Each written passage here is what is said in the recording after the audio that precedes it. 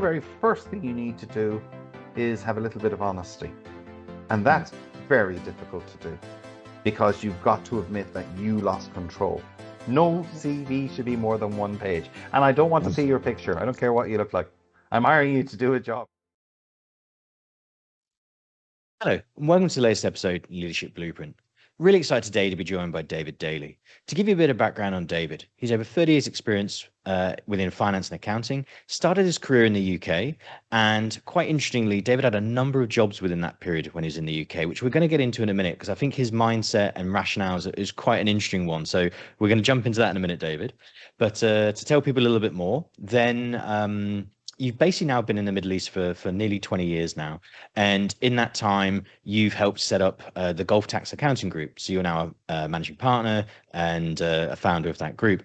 And I think, again, we'll get into this later. It's really interesting to hear a bit more about what made you guys start that business, because I think it's something which the industry needed, the UAE needed, and you were, finding that gap in the market and really providing that solution and service. So I think from a leadership perspective and innovation perspective, sometimes people hear innovation and they only think it can be technology, but I think finding that gap and finding that solution and putting the customer first is really interesting and definitely the reason I wanted to get you on board today. So thanks for joining us. And Good morning.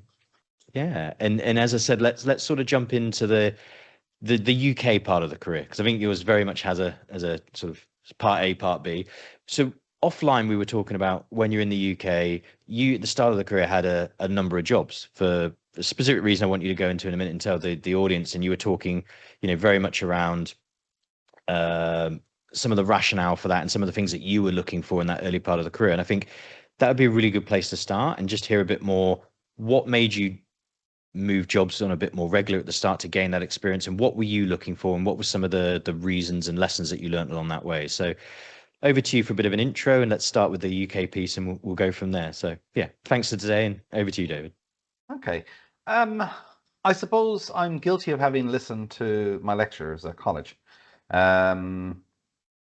There was one in particular who pointed out that we would probably have a lot more jobs than our parents did in our careers, and that was the nature of the modern world. And there were a couple of reasons for that. One was there's a point at which you stop adding value to a business, and that's from the business side. From your side, you're not learning. And that's just the truth, unless you're moving through different roles within that organization. I would say at a junior level, it's probably going to take you 2 to 3 months, certainly in the earlier days when you're just really finding your feet, to understand what it is that you're there to do. And a company is investing time in you to get you up to speed because they think you're intelligent and worth having around, even though you're dropping things.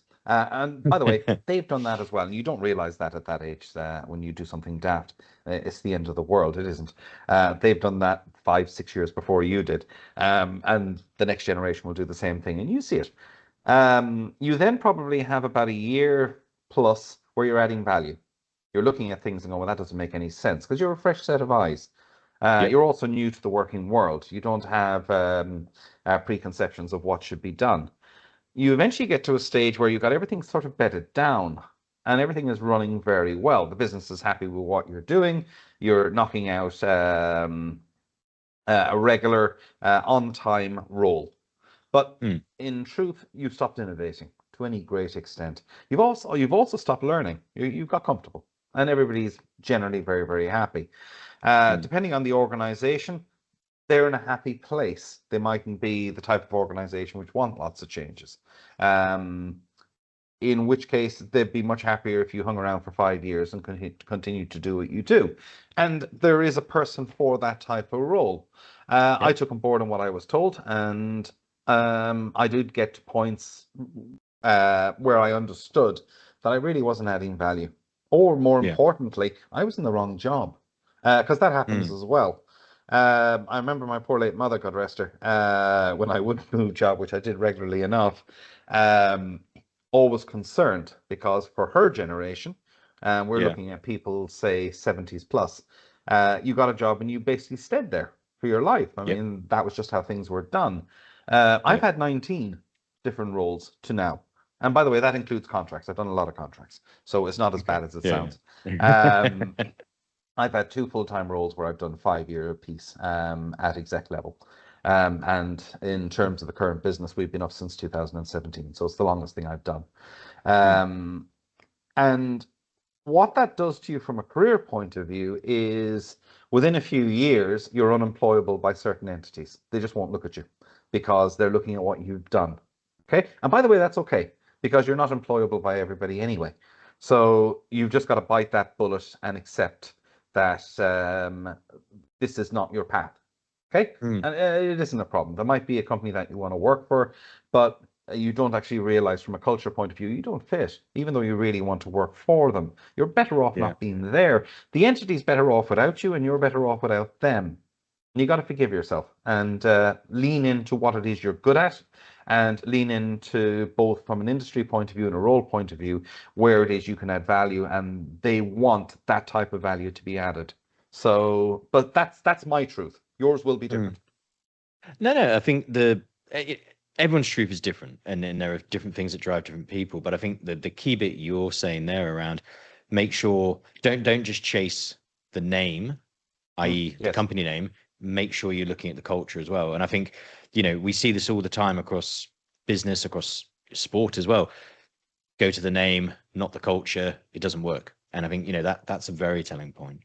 Yeah, Um, I did an interview, I think it was my about 26, 27, with a major hmm, consulting firm, I'm not going to name them, and I ended the interview after 15 minutes. It was the okay. initial interview was HR. I realized very quickly there was no way in hell I could work for these people, not a chance.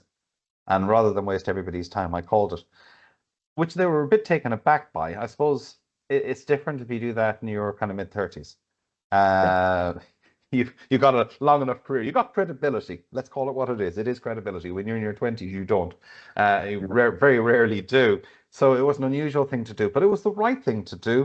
Um, and I suppose a bit like anything else, it's it's having the courage to do it. Even when you're interviewing somebody, if you're on the other side of the table, do you want to sit there for an hour interviewing this person who you know you're never going to employ? You probably figure that out after 5 or 10 minutes. So you're either kind and close it out quickly to save them Mm, the time, explain to them why. Now, that's not easy. In certain countries, you can't do that because they probably could sue you. In other countries, you can. It's better for everybody that you do. It's better for the candidate. mm. And it's better that everybody understands that, time is valuable. And it is. There's only so much of the stuff. I know time's the most important commodity. And I think, we've discussed this before, the changes we've made in our business. Yes, it was great to be able to do more, but what did I fill that time with? Initially a bit more business and then realize, hey, family time. Hey, other things that Oh, fulfilled me as a person. And that actually then ironically as the flip, you do more again within the business because you're more fulfilled. So yeah, time is the one commodity, like I said, and you can never get back. mm. So and it's the hardest one to quantify as well. Because I think everyone's like, oh, can I have it cheaper? Yes, but it would be rubbish. Yeah, So actually, just where's your on balance? time, what's Mm, different about the UAE, I think, as a country is where we measure time rather than value it. So you mm, have no end of organizations where you thumb in, thumb out mm, into your office, and you have to be in by a certain time. You cannot leave before a certain time, and that is policed within an inch of its life to the point you can even get deducted for not doing enough time. But yeah. what we don't do is measure what's done with that time, which is Oh, what's 100%. important. Mm, Because we're so obsessed with making sure that everybody was there from 8 till 6 or 9 to 5 or whatever the hours are. And that's worse in many, many ways because you're poisoning your office environment and you're employing people to police something which doesn't add any value. But it's something we're absolutely hell driven on in this country. It's remarkable. I when I worked internal, so when I was heading up internal recruitment functions, I went to the business name, but I was working somewhere, did a good stint, got to the point, I've accepted a new role, and they wanted for me to do my whole notice period. Okay, no problem. But they were adamant that I had to hand everything over very early in the notice period. Again, no problem, but what could I do? The notice period was 3 months. Within a month and a half, I'd handed over. So I had a month and a half of very, very, very little to do. And then they had another policy where to be paid your end of service at the right time, you had to have got everything signed off, which included IT deleting you from the system. So by the end, but with a month to go, I had no fingerprint access, no laptop, no mobile, no desk, no nothing, and I couldn't even enter the building, and I couldn't be tracked, and I couldn't be timed. And if I wanted to go to the bathroom, I had to tell people, "Could you let me back in?" Because I have no way to get access. But if I don't turn up, you're going to cause problems to me with immigration. And it was the Yeah. strangest scenario to be sat in, but they were very happy with it. Yeah, look, it's a It's catch-22 interesting. thing. If you don't do Mm. this, we'll do that, and if you do that, we'll do this. And there's an insanity to it. Yeah, yeah. And worse than that, the organization is employing people to pull you from different directions. Neither actions of which are adding value. It's just costing the business money. It's nuts. Yeah, and I mean that's the bit, time adding value, and I mean that's the key of all of this. And I think I know where our conversation is going to go today. It's going to be very much leadership value, Hmm. and I think that's again why I was keen to get you on today.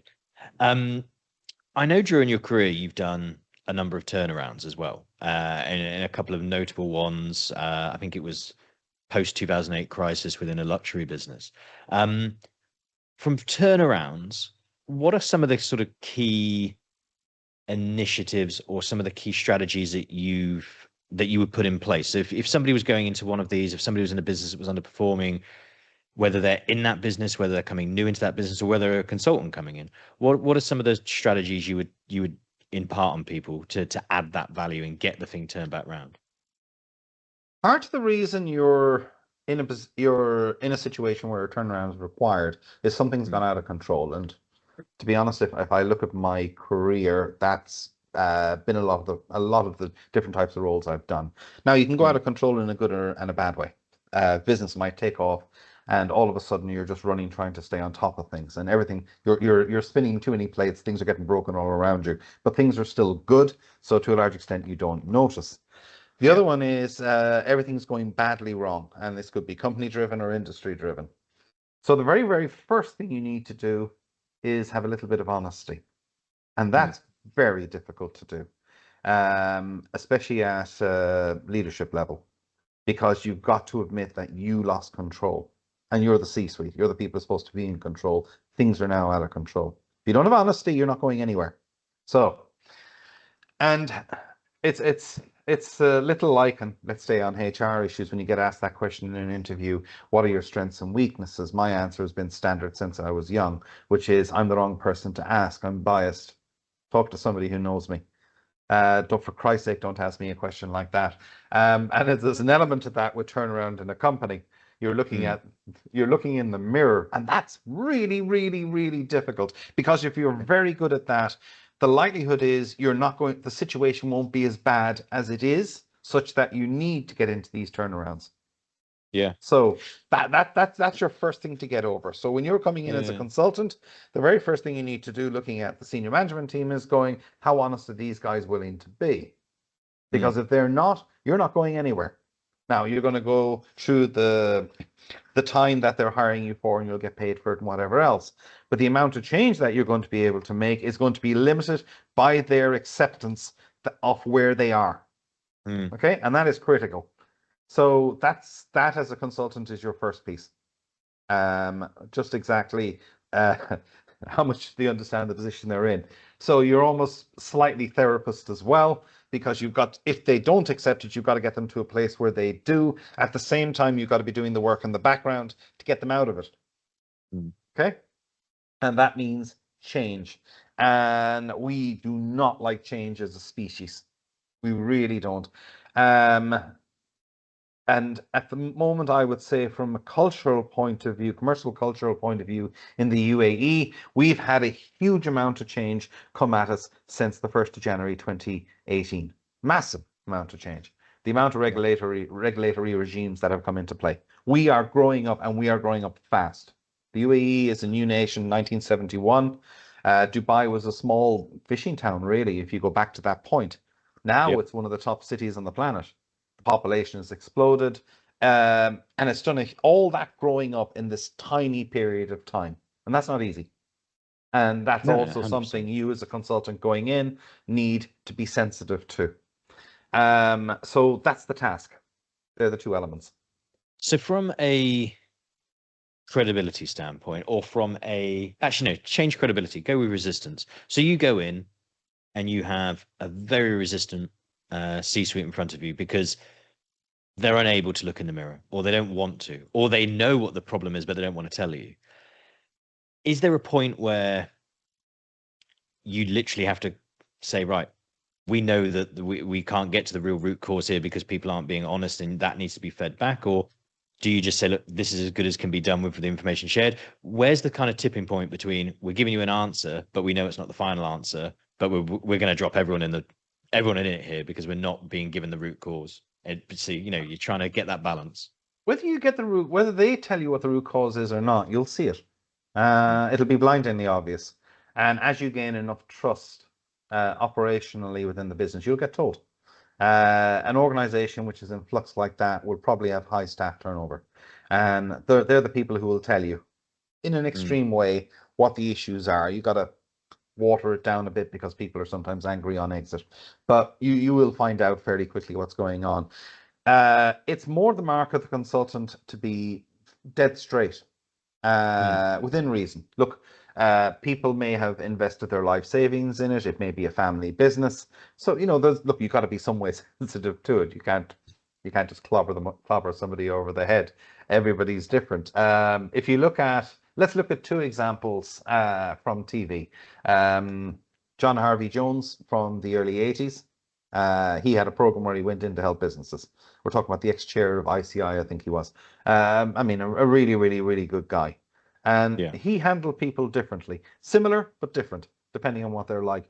The other one, which is interesting to watch in a contemporary, and it's more entertainment, would be Gordon Ramsay, where he goes into restaurant suffering. And he's very different with the managements. I mean, he's not a man who will suffer fools. If he thinks this whole thing, he's there. He wants you to succeed. If he's got to sit you down and hold you by the ears and give out to you, he'll do that too. And he's emotionally intelligent enough to know what might work, and it doesn't always work either. So that's what I'd say. But yeah, you're not going to rescue everybody in the same way. A doctor is not going to keep every patient alive, and neither is a surgeon. Sometimes it just doesn't work. That's life. You move on, but you do go in and try your best. Absolutely. I think that's probably a best way to put it. Is with the best intentions, you hopefully get to a pretty satisfactory output. So you mentioned there around obviously 2018, a lot of regulatory change, a lot of growth for the UAE, and that's I think the year you guys founded, or the year after you guys founded, is Gulf Tax Accounting Group. What did you see at the time? Was it simply, look, we've got all this experience, me and the other partners, let's come together because there's going to be a lot of businesses that are going to be feeling a pain point and we can provide a solution? Or is it people just don't know what's going on? Or what kind of got at what point did you see that space in the market, and what point did you guys say we can help with our experience to provide that leadership to SMEs and other entities and so on to drive that transformation for them and help support them in what's going to be an exciting but challenging time of growth and change in the UAE? The conversation started around mid 2016. VAT had been announced, so we knew it was going to be January the 1st, 2018. And we're all in different legal entities. And what's blindingly obvious to us is two things. One, nobody believes it's going to happen. And secondly, nobody seems that bothered about it. Now, VAT was the first one to come along, and VAT is an interesting one in that we've all, as expats, pretty much dealt with it because nearly every country's got it. The Americans have sales tax. It's a variation on a theme. Many ways it's simpler. But yeah, nobody believed it was going to happen. And when we hit into 2017, nobody was getting ready. There was one financial institution, again, I'm not going to name anybody, and I can remember sitting in front of them. The company had been set up at this point. I think it was September, October. In fact, we had to bring in 2 other consultants because of the size of the job. And we're sitting looking at the board. And we're talking a serious financial institution here, properly regulated, the works. And they said, okay, can you get this done? And we'll all be up and running by, say, late December for start in January. And we're looking at them going, what do you mean you haven't started? You're in the most complex area of VAT. Your project should take about 1.5 years. You've got system changes, documentation, training, you name it, you've got it. And everything that's in that book applies to you, pretty much. All the bad stuff, some of the stuff is relatively straightforward. There is industry specific stuff. And that was their attitude. And you're just going, they weren't having any of it. The head of IT, for some reason, was put in charge of it. Because it was seen as that type of technical project. I mean, like a Lego build project, which it wasn't. This was a technical expertise one. It was definitely in the hands of the wrong person. Wrong function to begin with, I would argue. Definitely they should be involved, but definitely the wrong function leading. And secondly, a person who had no idea what they were getting involved in. And we sat down having a coffee afterwards, and we said, there's no way in hell they're going to be ready. This is going to be a car crash. And we said, well, what do we do? And this is a polite part of the world. You got a quote. So we sat down, we figured out what it would probably cost, and we multiplied that by a number. Demanded half of it up front, knowing we wouldn't get the job. And if we did, well, at least we get paid. And knowing it wouldn't be ready. And of course, we didn't get the job. We didn't expect to. I don't know actually what happened in that institution, but that's what it was like.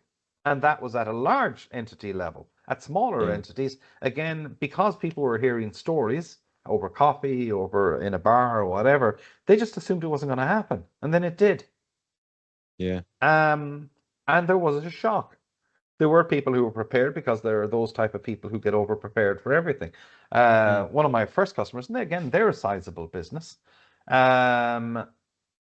were constantly worried. I always remember the CFO saying to me, a great guy, and he said, are we going to be ready? Are we going to be ready? Are we going to be ready? And I said, you're the only people who are going to be ready. Every function did their bit. If I asked for something, it got done. It was phenomenal. And I said, you guys are fine. You are the only company I know that's going to be 100% fine. Now, and I mean this because they're a large entity with lots of employees. SMEs were a lot simpler because they're less complex. But so that was the start of it. And then from there, in very quick succession, we got economic substance reporting, which has now been wrapped into corporation tax. We got corporation tax. We got AML, anti-money laundering. We got CSR FACTA. So all of a sudden, these regulatory regimes started dropping one after another. Yeah. And it's trying to service that. So we've gone from, if you think of from a service point of view, in the old days, you could run your business out of a cash tin. Literally, you could have a tin with money in, money out, and that was fine. That's gone.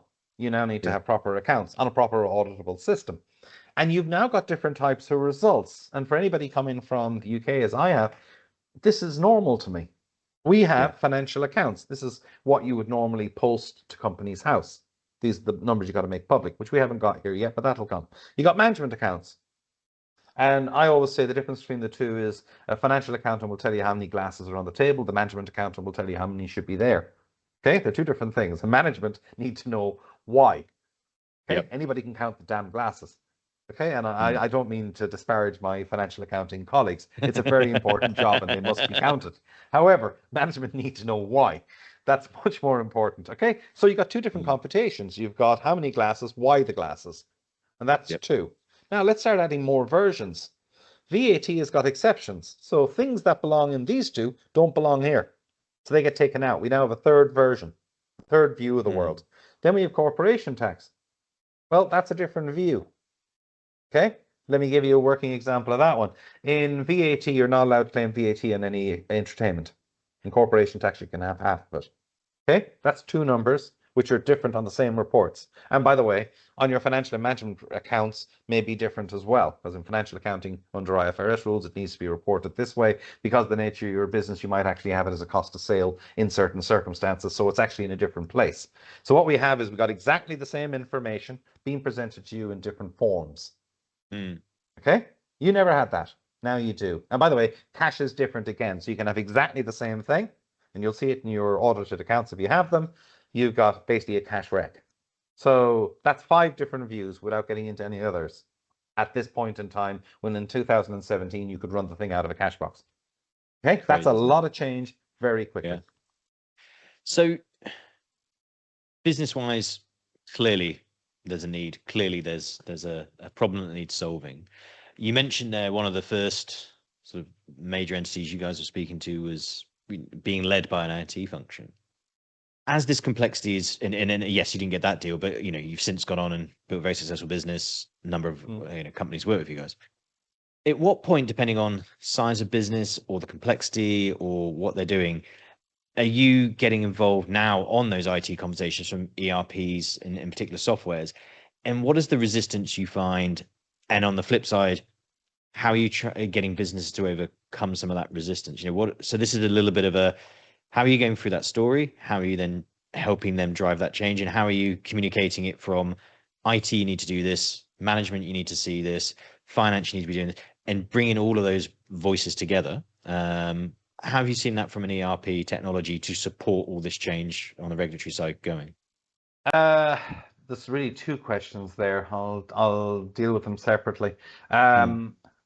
We're as I said earlier, people are, as a species, we're resistant to change. There's two modes of investment. There's investment in labor, investment in capital. Okay, I can get 100 people to do something, or I can automate the process, and then I don't need people. Good example is when we pay for parking, we just text a number. It's fantastic. Have you been to New York? Got to have quarters, lots of flipping quarters, and you got to always have literally armloads of the damn things to feed the meter. That also means that the city needs to hire people to go around, make sure they're maintained. They got to have ticket inspectors to issue tickets, and they got to have people to empty the quarters, which is a cash risk. Okay, that's labor intensive. Over here, capital.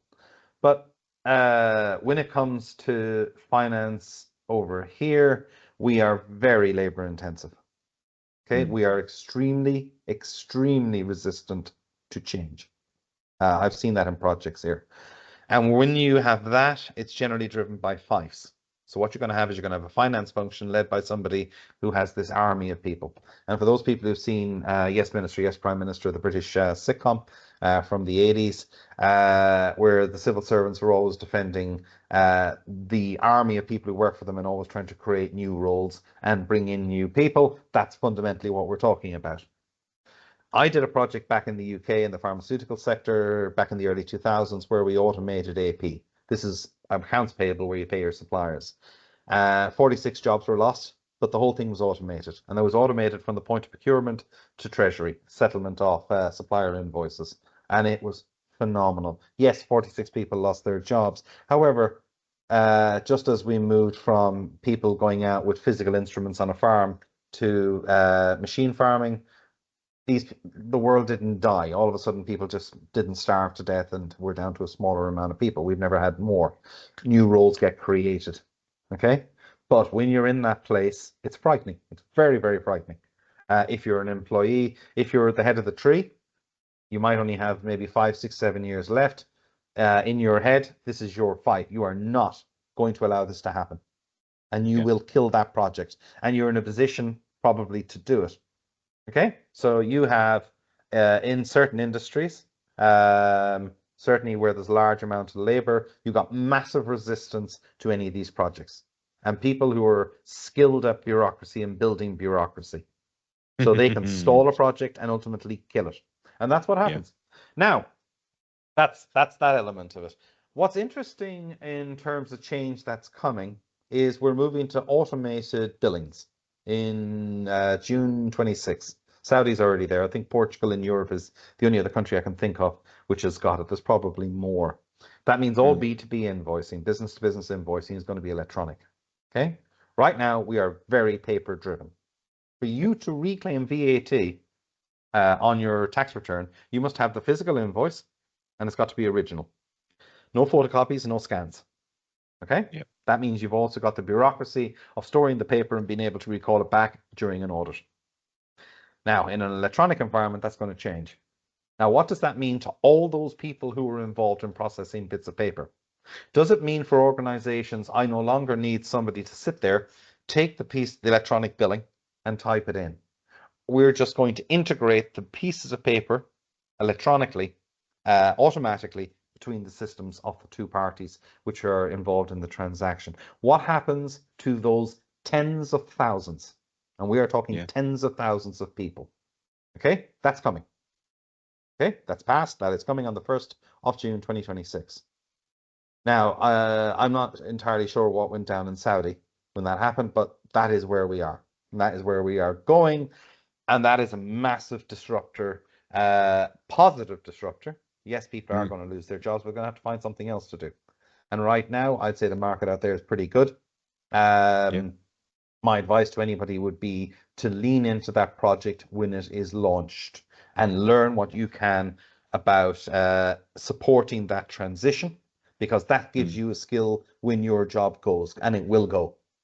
Okay, have something, have a positive story to tell about what happened in a transition, rather than being the person desperately trying to stop it. So that's where we are. Yeah. So we spoke earlier on this episode, and then we also spoke about something offline, and I'm going to bring the two together now. You guys, as Golf Tax Accounting, you're obviously grown. You've now hired staff. You mentioned, obviously, earlier parts of your career, you've done lots of different roles for some organizations that would make you unhireable, as you mentioned, but you gained a lot of experience, and you worked out what you wanted and everything else. Now you're on the other side of the fence, and I know part of your answer to this, but I want the audience to hear this. When you're interviewing people, what are you looking for then in terms of specifically the CV, because we've got a funny side story on this we'll go into, but then also within the interview itself, what are some of the things that would make somebody stand out? Because you're quite different. Like you said, you will cut an interview a bit shorter and give them that on-the-spot feedback. You will not suffer fools. You will, at the same time, be the most supportive person and help somebody grow. So you've got this kind of all sides of the equation covered. So I'm intrigued to see the CV part, I know, but let's tell the audience. And then from an interview perspective and what you look for, what are some of those things? Because I think it's great for people to hear how to position themselves. What are some of the things that someone on your side of the fence would be looking for? And I mean, again, it's part of hearing your journey, but then also let's give certain things to the audience as well, so they can be learning parts. So yeah, over to you, and let's start with the CV bit, and you and I can discuss this.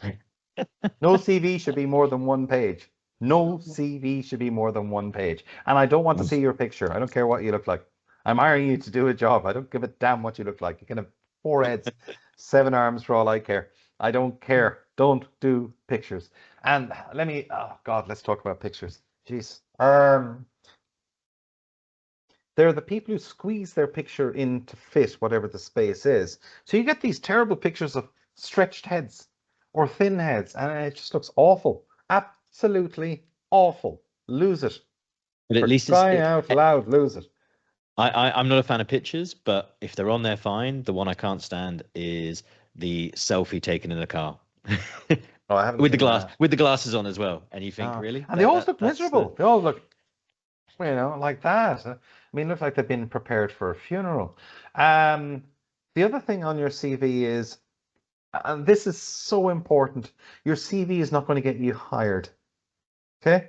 Your CV is there to convince me that I want to meet you. Okay? That's all it's going to do. So I tell people it's the Willy Wonka. Pages. It's the Willy Wonka golden ticket. Just gets you in the door. Yeah. Absolutely. In which case, what you want to do on that page is give me information about why I want to meet you.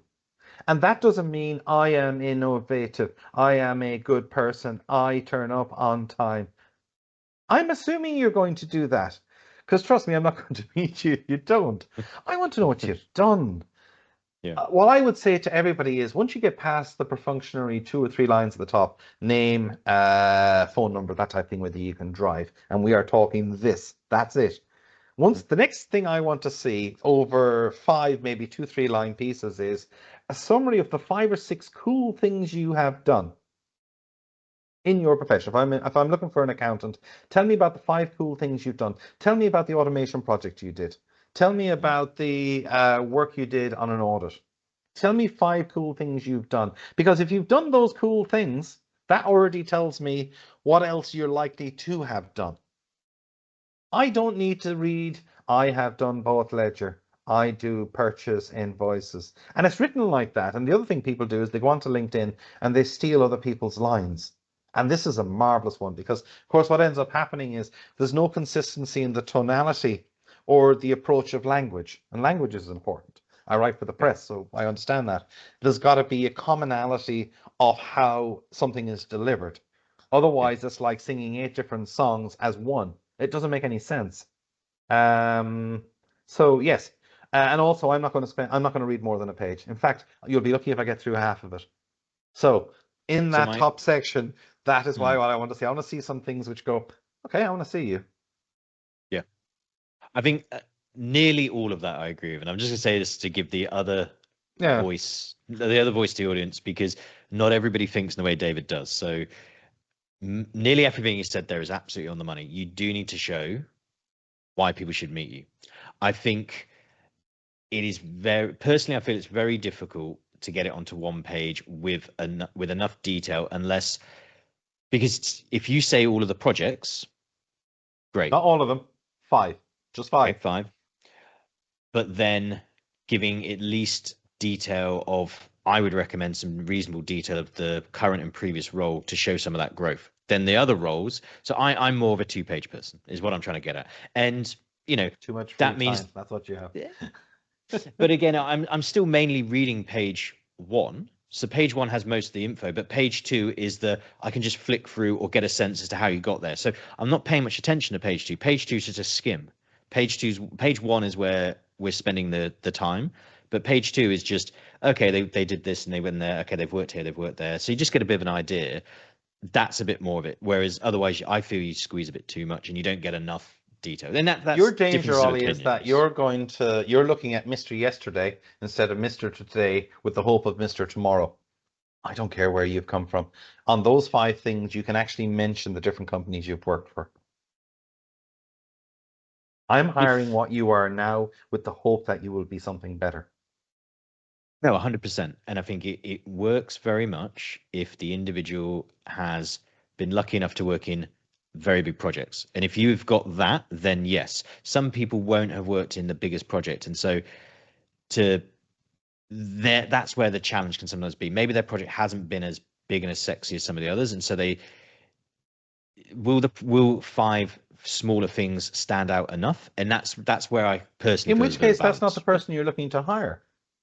And remember, those 5 projects, just for anybody listening, those 5 projects for you are going to be completely different for me with 30 years experience. If you've only got 5 years experience, they're going to be smaller things. It might have just been doing a report on telephone usage across the company. By the way, if you're 23, 24, that's a kind of cool thing to have done. There's nothing wrong with that at all.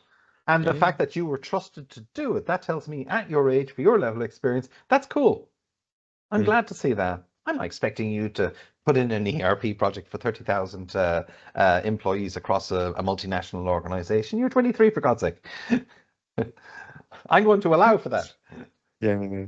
No, I get it. Look, I mean, the key takeaway is picture, we're not fussed, but if somebody wants to do it, make sure it's a good picture, make sure there's some great key achievements, and just cut down the waffle. I think that's our definite bit. So we've got the CV bit sorted. When you've got, so the person's now, they've made it through your litmus test, you've got them in the door. What for you then makes them stand out? So yes, hey, I see on your CV you've got these 5 projects. Talk me through them. Of course, you want some detail. You want to know that they've done those things. But what a bit deeper than that? Because hopefully, what they've got in the CV, they can talk through. Yeah, that's a given. But what then are you looking for beyond that in terms of maybe the softer skills? Maybe, like you said, can they do this thing tomorrow? How do you personally feel that I'm measuring tomorrow? How do I believe in tomorrow based on some of the things that are saying? I'm intrigued on that part. Most interviews are over in 5 minutes. Okay, let's be straight. Most of the stuff after that is really neither here nor there. And this is one element of it is almost unfair in many ways, because I'm going to judge whether I like you or not in the first couple of minutes. I just will. And if you're in a multi-stage interview process with multiple people in each stage, you can't be all things to all people, and don't try, because ultimately who you are will come out in any case. You're either going to get on with people or you're not. And sometimes you don't. That's life.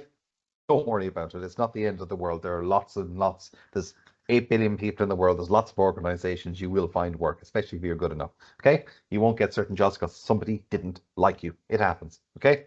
It just is. Okay, so that's that. The other one is, are you technically able to do the job? So one of the things I do, because I'm an accountant, is I want to make sure you can do the basics. So the very first thing I do to anybody at any level I'm hiring, Mm. from the most lowly to the most godly, is I give them a very simple accounting test. And it is as simple as it gets. And if you can't do that, the interview is over. Because if you can't do that, you can't do anything. And I'll put it in real world terms. Mm. There's a great story out of the States. I think he was a 5 or 6 year old boy. He wanted ice cream and the parents wouldn't give it to him. So he waited till the parents went to bed. This happened. And he snuck downstairs, took the father's keys. American cars are automatics. Went out into the driveway, turned the car on at 5 or 6 years of age, drove to the ice cream store, knocking over bins and stuff, but thankfully he didn't kill anybody.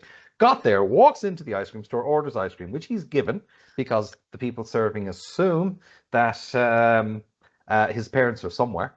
In the meantime, people have seen this car with nobody driving because they can't see him because he's too low down, going along, hitting bins, and they assume it's somebody who's drunk. So they call the police. The police come out, find the car, arrive into the ice cream van or the ice cream shop, and they're looking for whoever it is drove that car.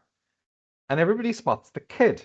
And next thing they realize there's no parents, and of course they eventually figure out the kid, what's happened. This kid at 6 was able to get into a car and drive the damn thing, whatever it was, probably half a mile to an ice cream store because he knew where it was. Because he had seen dad put the key in the car and turn it on and drive it. Okay? Scary. Now, that is your danger, is you hire the person who has that level of knowledge. Okay? Mm. They don't know how bad they are, and they don't know any of the basics. Okay? So when I do that test for an accounting interview, that's what I'm testing. Are you a 6-year-old? And by the way, I have interviewed qualified accountants from Big Four who couldn't answer the bloody questions. And I'm sitting there going, how on earth did you get qualified? Seriously, you don't know how this is done. And it's horrific. And by the way, there's a reason for it. And the reason is systems. We have automated systems such that there's certain things you don't need to know anymore. So, and I'm an example. I can drive a car, I can turn it on. You ask me to open the engine, I'm going to have to find wherever the button is that opens the bonnet, assuming it's in the front. And after that, you're going to ask me to go and have a look at the head gasket. I don't know what the hell a head gasket is. I know it's a name. Don't know what it does. It's the steam coming out of it. I don't know what's going on. Okay, so I'm not a mechanic. Okay, Yeah. so I can put that in terms where I would fail. Mm. Okay, and there's an accounting version of that. And if you can't do that, you shouldn't be doing it. You're in the wrong place. So that's where I am. So most interviews are over in 5 minutes. If both those sides have gone well, right, now we're having a conversation about a broader conversation about what you've done. Are you interesting? How do you think? And I'm very, very drawn on that one. I want to see how you think differently. Traditionally, they've always had the fun questions like in a room, there's 3 light bulbs. Outside, there are 3 switches. How do you walk into the room once knowing which switch controls which light? And that's lateral thinking. And by the way, I think they're fun questions to ask. They throw people, that's part of the test as well. But I think it's more interesting for somebody to tell me a story from their career where they came at something differently. That's way more interesting rather than the 3 light bulbs thing. And there are people who come up with rather interesting solutions to things. So that's, if you can show me how you think different. And by the way, at different levels of your career, that will be cooler. Absolutely. And I like the bit where you brought up a light bulb question and you said actually the cooler project from their career is more relevant. The problem I have with companies that do the light bulb question is they've heard it mentioned on some, oh, I heard Goldman Sachs did this and therefore it must be cool because it's Goldman Sachs. And it's like, what are you trying to get from it? And it's a bit like psychometrics. I have mixed feelings on them. If they're used correctly, they're a fantastic tool, but they need to be used in the right way for the right purpose, not just simply we did them to tick a box. What are you trying to get from it? How are you putting it all together? And is it just a small part of your process? Does it trigger another question?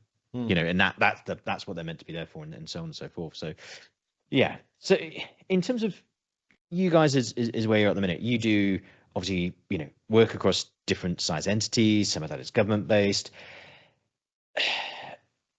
From a people perspective and from a UE perspective, so sort of 2 questions in one here. How do you see that businesses in the past been done here, and how do you see as it's transforming in the future, and how does that relate into the soft skills you're looking for people for sort of the tomorrow's UE? Because it is transforming, it has got some exciting times ahead. But how have you kind of seen that change? So yes, Europe to here change, but then change from 2017, 18 to kind of today, and then to tomorrow onwards. So kind of sort of two questions in one there. But how have you seen that kind of grow, change, and where do we see us going with this? The big one was COVID. The UAE handled COVID extremely well. Now, we had a couple of things in our favor. One, well, actually, three things in our favor, really. One, I would say we have a rugby population, not a soccer population. And by that, I mean, you go to a rugby game, you got all the fans sitting beside each other. There's never a problem. You've got Celtic, Rangers, Millwall, and probably whoever sitting beside one another. It's going to be murders. Okay, so you've got a population who are good. Okay, fundamentally, they're good. We live in a safe place. The police have relatively an easier role than they might in downtown New York or Los Angeles or something like that. We don't have people getting shot in the streets every day, that type of thing. It just doesn't happen. Okay, so that's one element of it. The second element of it is we did handle COVID well, and we had two bits of luck on our side there. The country's organised. They know they know where everything is. And secondly, we have a young population, and we now know that COVID disproportionately affected older people. And we're in the sunshine, which we know helped kill the virus. So we had a lot of things which worked for us, and we did handle it well. Let's be straight about that. We didn't overreact as some countries did. At the end of the day, the virus was going to do what it did, and those who were going to die from it did, sadly. But that's nature. Nature is blind to us. And then, because of all the monies that have been spent internationally, and let's come at this from a macroeconomic point of view, that money's got to be clawed back somehow. So what we're seeing in the world is governments trying to pay those bills. Okay, and because of that, we're seeing migration. We're seeing economic migration to here from various countries. Depending on where you're from, you think it's your country. Have a look around. It's from lots of them. It's a stable country, very stable. It's a nice place to live. And it gets more and more press, and as the population grows, it becomes a self-perpetuating prophecy. Okay, so for that reason, commerce comes here, and people are willing to set up businesses. Yes, there's more regulatory work, but that is a function of us as a country growing up, and that's just something we're going to have to deal with. And that should be seen as an opportunity to build efficiency into your business, okay? And be ready for being a very modern nation, which we are. But from a regulatory point of view, we're very new to it. We just are. Let's be straight. As I say, 2017, it's a cash box. Today, it's a very different place. So yeah, we're well positioned globally, and we're well regarded globally. And I don't see that changing. So it's then a matter of making sure your organization is in a position with the right people and the right attitude to deal with that. The other thing COVID gave us as well was the ability to do business anywhere. I'm quite lucky. I could be anywhere. I could be sitting on a beach, sitting in a mountain. People want things done. I had a lovely case many years ago. I was in Bali messaging with a customer, and they eventually said to me, look, we're on holidays, we'll pick it up when we're back. And I said, all right, no problem. I said, where are you? And they said, we're in Bali. I said, what part? And they went, Seminyak, the capital. And I said, where? And the reply came, you're here, aren't you? I was on the next street. Hopped over, had a couple of drinks with them. And we had a great laugh about it because it didn't matter. And it doesn't. It's about results. It is all about results, getting it done. You know, and that's what I would say to people: get things done, and get them done when you said they were going to be done. So if you said Monday, get the damn thing done on Monday. If it isn't going to be Monday, go back and tell them it'll be Tuesday, because people don't mind. For God, just be straight with them, and nobody does that. That's all you have to do. It is that simple here. Just be straight with people and do what you said you were going to do. Generally, I find if you're in an argument, it's because somebody hasn't conveyed the information correctly. It's not. It's generally not because you disagree. If you disagree, you'll be in a discussion. You won't be in an argument. You're in Hmm. an argument because there's a lot of grey area and you don't know what's going on. Hmm. It's a telling one for sure. So, looking at leadership, looking at tomorrow, especially in things, what do you see as kind of like the most underrated skill, in your opinion, that makes a good leader? Because we all talk about empathy, we all talk about communication, and those are a given. And you may still say, look, it is just those, but is there kind of the unspoken one that you think, you know what, this thing is the foundation of those? What might that be for you? Because I think interested to hear. Yeah. Um, I think it's what you do that isn't strictly related to your role. Leadership, for me, a strong part or a major part of it is what you're doing outside the norm. So, and it doesn't have to be strictly related to what it is you're doing work-wise, because you should have your own life and you should have interests. I always look at what's his name from Apple, Steve Jobs, brilliant man, but it just seemed that was what he did. And I think it's a shame his life was cut short so early because of cancer. That I always get the feeling he never lived. Oh, it was work, that was it. I mean, he was like a computer almost in many, many ways. Yeah, no, I agree. I think it's a really telling one for sure. Um, so looking at leadership, looking at tomorrow, looking at where things are going, there are obviously the standard things that make a good leader, communication, empathy, things like this. But what do you see as kind of an underrated or a non-spoken one? What's one of the key fundamental principles of leadership that is there, but just people just don't talk about? But without that, you can't get the other stuff. I'd be really interested to hear your kind of thoughts on the most important, not often spoken about kind of leadership skill. Look, as you rightly point out, leadership's got different elements to it. For me, what's interesting is somebody who's got an outside interest which they deliver and complete on. Whatever it is, it Mm, doesn't really matter. Um, because talk is cheap, you know. Your ability to go, I'm going to do this and do it, whether it's run a marathon, a triathlon, whatever it is, write a book. It doesn't matter that. But you said you're going to do something and you did it. mm. That takes commitment, and it is leadership because you're showing you're willing to step up and do something.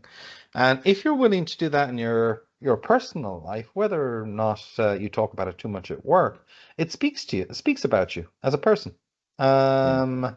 So, as I say, there's any amount of different things that can be, but it should be something that's true to you, because it's at its most honest, yeah. Yeah. And you take a bit of pride in it, and good for you.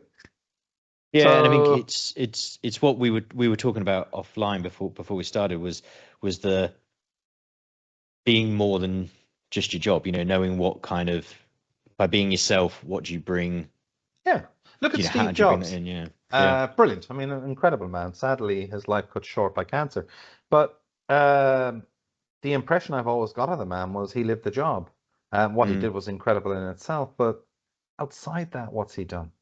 yeah. In many ways, don't want to be controversial. Elon Musk is almost the opposite. Elon does lots of different things. Again, brilliant.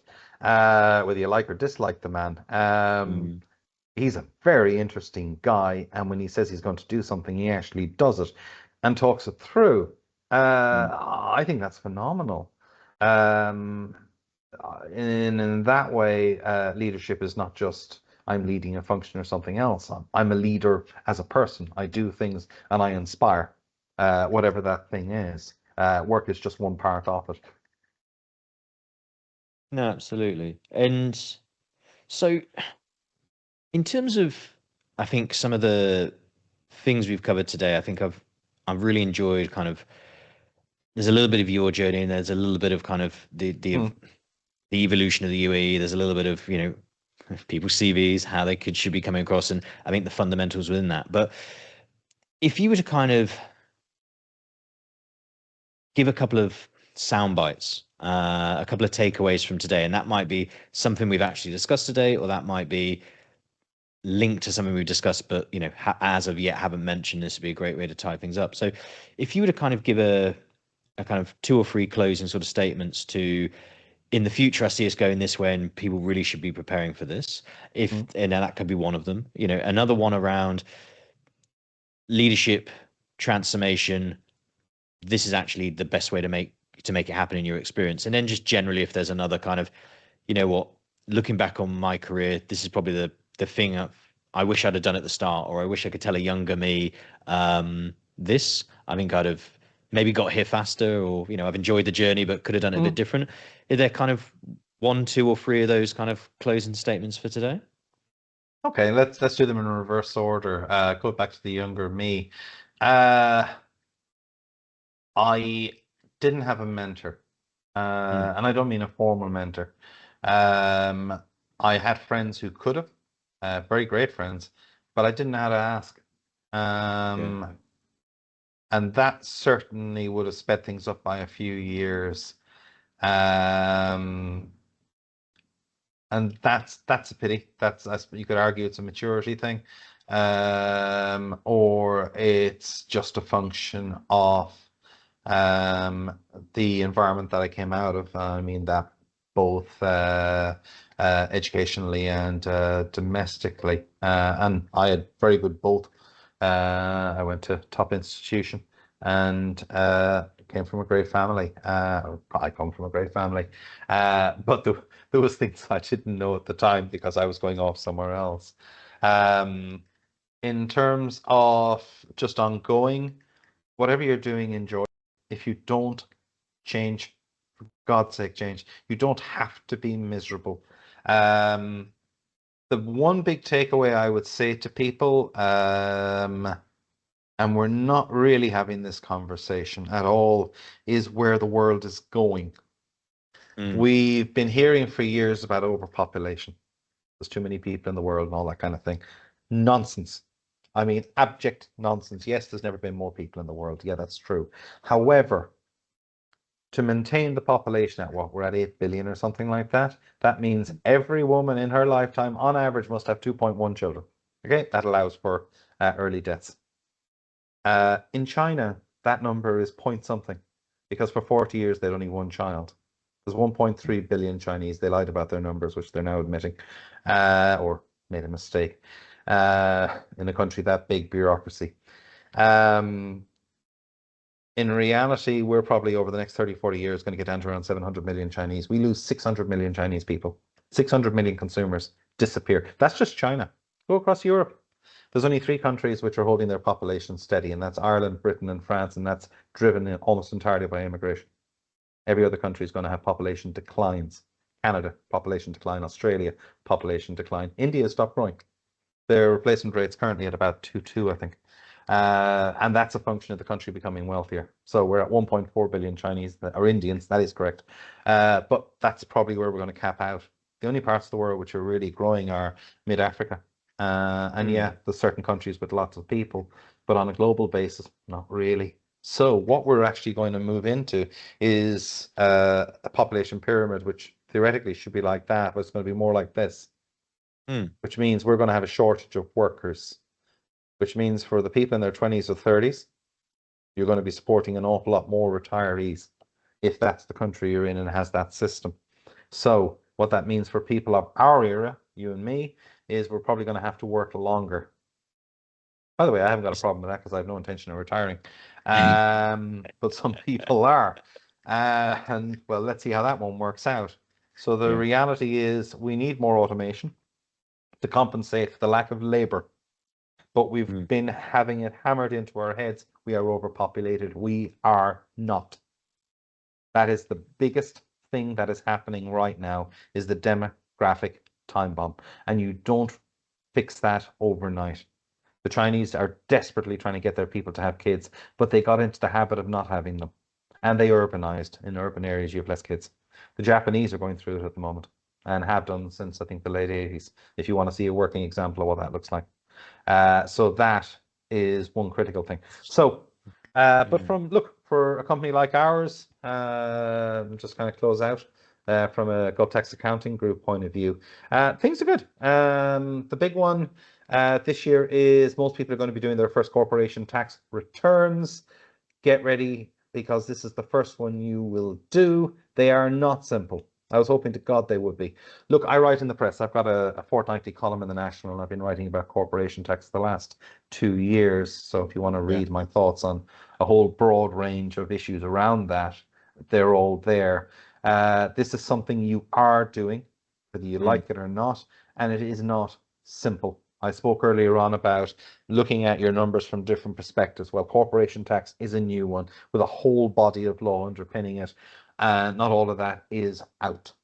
So, yeah, that's my tuppence to you all. Okay. And would be remiss if I didn't say, please give us a little pitch on your book. David has recently released his own book on his side passion on life. So go on, give us a quick little pitch at the end, because I couldn't do this without that, honestly. Just a bit on me personally. My parents, after moving back from London in 1976, bought a pub in the west of Ireland, a small village. So I've grown up in that environment, and I've always had a penchant for whiskey. Ishkabaha, the water of life in the Irish language, and actually same in Scots Gaelic, just pronounced slightly different. So in mid-October, I released my first book, David Daly's Whiskey Notes. 1,500 different whiskies, 327 pages, 40 different countries, and just my thoughts on each one. So full tasting notes throughout, and some other thoughts more generally. So yeah, that's available on Amazon now. We'll stick a link in the comments. We'll stick a link in the comments. And I'm currently working on my first novel. Very good. Because you also do a bit of theatre as well and stuff, don't you? So yeah, I haven't done theatre in ages, which I miss. I used to really enjoy it.